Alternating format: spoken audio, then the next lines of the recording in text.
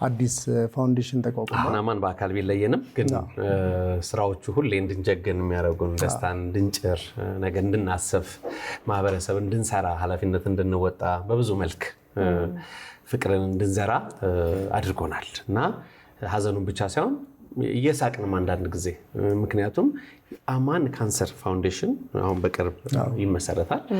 የዛን ጊዜ ሊኖር የሚችለውን የካንሰር ህሙማኑን ብቻ ሳይሆን አስተማሚዎችን በነገራችን ላይ ታማሚው አስተማሚው እንደሚባል አስተማሚዎቹ ላይ ሊደርሱ የሚችሉ የተለያዩ ነገሮችን ጉድለቶችን በመሸፈን በማገዝ እንዲሁም በአንጋፋው እና ለብዙዎች መድን በሆነው ባለውለታ ለሆነው ሁሌም በእውነት በኩራት የምንናገርለት የጥቁር አንበሳ የካንሰር ሴንተር ለሱም የሚያስፈልጉ ድጋፎችን በአንድ ጊዜ ብቻ ሳይሆን በተለያየ ጊዜ እንግዲህ በአማን የካንሰር ፋውንዴሽን የሚታገዝ የሚደገፍ ፍቅር የሚለገስ ይሆናል ማለት ነው። ይሄን ምስራች መስማት ቀላል ነገር አይደለም።